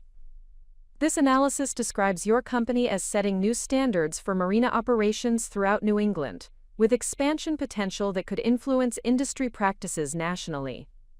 The article represented exactly the type of professional recognition that had remained invisible to the Sterling family due to their lack of engagement with maritime industry publications and business developments outside their immediate social circle. Their assumptions about my professional activities had prevented them from discovering publicly available information about achievements that had been documented and celebrated within relevant professional communities. Industry publications have covered our expansion strategy and operational innovations regularly over the past 3 years. I explained while reviewing the article's technical analysis of our facility management systems and customer service protocols. The recognition reflects sustained performance and measurable results that have influenced industry standards and competitive practices among marina operators throughout the region. James continued examining the article with obvious fascination, his attention focused on financial performance metrics and growth projections that demonstrated Sterling Maritime Holdings' substantial business success and expansion potential. His engagement with technical business analysis represented significant departure from his typical morning activities, and suggested genuine interest in understanding professional achievements that he had previously dismissed or ignored. The revenue figures and employment numbers in this article correspond exactly with what Patricia Caldwell mentioned last night. James observed with apparent recognition that the yacht club revelations had been supported by documented evidence rather than personal claims or exaggerated representations. "Your business success is substantial and verifiable, not dependent on family approval or social recognition for its legitimacy and significance." This understanding represented crucial development in James's appreciation for business achievement that existed independently of Sterling family acknowledgement or social acceptance. The recognition that professional success could be measured through industry standards and performance metrics, rather than inherited position or family connections, indicated potential for enhanced respect and understanding within our marriage relationship. The morning's reflection was interrupted by another emergency call from Marcus Chen, whose timing reinforced the reality that business leadership required constant availability and immediate response capabilities that distinguished entrepreneurial responsibility from passive investment management or inherited wealth administration. "Victoria, we have received a significant development that requires your personal attention and strategic decision-making." Marcus began with controlled excitement that suggested positive rather than problematic news requiring crisis management response. "Coastal Marina Development Corporation has approached us about a potential acquisition offer for the entire Sterling Maritime Holdings portfolio." The information represented exactly the type of major business opportunity that required sophisticated analysis and strategic thinking about long-term company direction, market positioning, and personal professional objectives that extended beyond immediate operational concerns. The acquisition inquiry would test every aspect of business knowledge and strategic planning capability that I had developed through 8 years of company building and industry leadership. "What are the preliminary terms and timeline for consideration?" I asked while simultaneously calculating the financial implications and strategic considerations that would influence my response to this unexpected development. Marcus provided detailed information about the proposed acquisition structure, financial terms, and timeline for due diligence and negotiation processes that would determine whether the offer represented genuine opportunity for enhanced growth and industry impact, or merely represented financial speculation without understanding of operational excellence and market positioning that Sterling Maritime Holdings had achieved. The proposed valuation exceeds $400 million for the complete portfolio, with potential for performance-based additional compensation tied to continued growth and market expansion. Marcus reported with professional precision that reflected his own appreciation for the significance of this business development. The acquisition offer represented validation of business achievement that transcended family recognition or social acceptance, providing market-based assessment of company value and industry leadership that had been built through technical expertise, operational excellence, and strategic vision rather than inherited advantage or family connections. James observed my analysis of this business opportunity with obvious interest and apparent respect for the complexity of strategic decision-making that major acquisitions required. His attention to financial details and market implications suggested growing understanding of business leadership responsibilities that he had not previously encountered through passive trust fund management activities. Victoria, this acquisition offer represents recognition of extraordinary business success, James said with apparent awe at the financial scope and industry significance of the proposal. The valuation exceeds most established family businesses and represents achievement that clearly surpasses inherited wealth through entrepreneurial activity and professional excellence. The recognition represented exactly the type of acknowledgement that had been missing from our relationship throughout 8 years of marriage, during which my business activities had been dismissed as minor consulting work or hobby interests, rather than substantial professional achievements deserving respect and recognition. The offer requires careful analysis of strategic implications beyond immediate financial considerations. I explained while reviewing preliminary acquisition terms and assessing compatibility between Coastal Marina Development's expansion objectives and Sterling Maritime Holdings' operational philosophy and customer service standards. Any acquisition partner must demonstrate commitment to operational excellence and customer satisfaction standards that have built our industry reputation and client loyalty. The strategic analysis required consideration of how acquisition might affect employment for our 400 employees, service quality for existing clients, and continuation of operational innovations that had distinguished Sterling Maritime Holdings within the competitive marina services marketplace.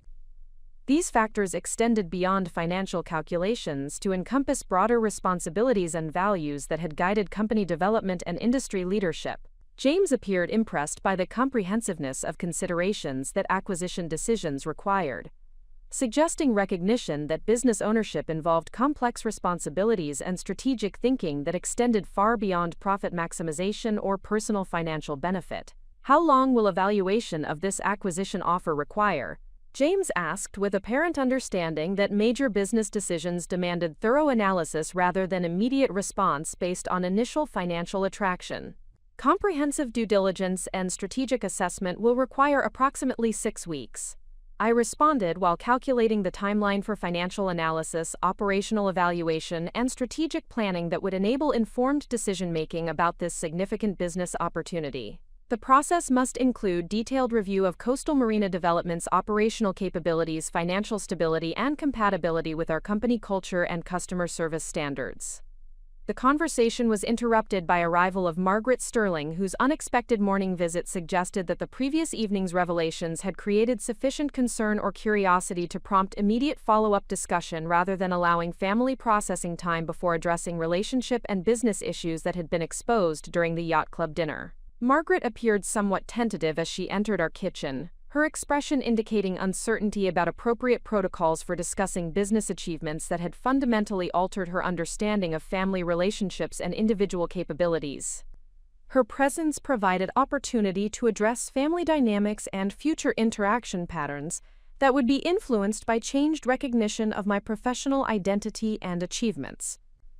"Victoria, I hope you don't mind my stopping by unannounced," Margaret began with uncharacteristic deference that reflected recognition that our relationship dynamic had been altered by revelations about business success and financial independence that contradicted 8 years of assumptions about my motivations and capabilities. "I've been thinking about last night's conversation and realized that I need to understand better how to appropriately acknowledge and support your professional achievements moving forward." The acknowledgement represented significant development in Margaret's willingness to modify relationship patterns and family attitudes that had been based on incomplete information and prejudiced assumptions, rather than accurate understanding of individual accomplishments and professional contributions. "Margaret, I appreciate your willingness to reconsider our relationship dynamics. I responded with diplomatic acknowledgement that recognized her apparent effort to address past mistakes while avoiding detailed discussion of specific incidents that might complicate future family harmony and mutual respect. I realized that my assumptions about your professional activities were completely inaccurate. Margaret continued with apparent sincerity that suggested genuine recognition of errors in judgment rather than merely strategic adjustment to changed circumstances. Your business achievements deserve recognition and respect that I failed to provide due to my own prejudices and limited understanding of entrepreneurial success. This admission represented exactly the type of accountability and growth that would be necessary for improved family relationships based on mutual respect and accurate understanding of individual worth and contributions. Margaret's willingness to acknowledge mistakes and modify attitudes suggested potential for enhanced family dynamics that could accommodate diverse forms of achievement and professional identity. James contributed to this conversation by sharing information about the acquisition offer and its implications for understanding the scope and significance of Sterling Maritime Holdings within the broader maritime industry and regional business community. Mother, Victoria received a $400 million acquisition offer this morning. James announced with obvious pride that contrasted sharply with his previous casual dismissal of my business activities and achievements. The proposal validates her company's industry leadership and demonstrates business success that exceeds most established family enterprises. Margaret's expression indicated surprise mixed with what appeared to be genuine appreciation for the magnitude of business achievement that this acquisition offer represented. Her response would indicate whether she possessed sufficient character flexibility to acknowledge and celebrate success that had been accomplished independently of Sterling family resources or social connections. Victoria, that acquisition offer represents extraordinary validation of your business expertise and industry leadership, Margaret said with apparent respect that reflected recognition of achievement that clearly exceeded inherited wealth or passive investment management. I'm beginning to understand the scope of what you've accomplished through entrepreneurial activity and professional excellence. The conversation continued with detailed discussion of Sterling Maritime Holdings, operational philosophy, customer service innovations, and industry influence that had been invisible to Sterling family members due to their assumptions about women's capabilities and their lack of engagement with maritime business developments outside their immediate recreational interests. Margaret asked informed questions about facility management, customer relationship strategies, and expansion planning that indicated genuine interest in understanding business operations rather than merely offering polite acknowledgement of achievements she could not comprehend or appreciate fully. Victoria, I would like to learn more about your company's operations and industry contributions, Margaret said with apparent sincerity that suggested authentic desire for better understanding rather than social obligation to express appropriate interest. Perhaps you could arrange for me to visit Sterling Marina and observe the facility management and customer services that have built your industry reputation. This request represented significant development in Margaret's willingness to engage actively with my professional identity and business achievements, rather than maintaining polite distance from activities that challenged her comfortable assumptions about appropriate family roles and individual capabilities. Passive Nary as well. I would be pleased to provide comprehensive facility tours and operational briefings that would give you better understanding of marina management and the industry leadership that Sterling Maritime Holdings has achieved. I responded with genuine appreciation for her apparent interest in learning about business operations and professional achievements that had remained invisible throughout 8 years of family relationships. The morning's developments had created opportunities for enhanced family understanding and mutual respect based on accurate information about individual accomplishments and professional contributions, rather than comfortable assumptions and inherited prejudices that had prevented appropriate recognition of business success and industry leadership. As Margaret prepared to leave and James returned to his business publication research, I reflected on how truth and professional excellence had begun to transform family relationships while creating possibilities for continued growth and learning that could benefit all participants willing to acknowledge and respect genuine achievement, regardless of its source or compatibility with established social expectations. Up next, you've got 2 more standout stories right on your screen. If this one hit the mark, you won't want to pass these up. Just click and check them out. And don't forget to subscribe and turn on the notification bell so you don't miss any upload from us.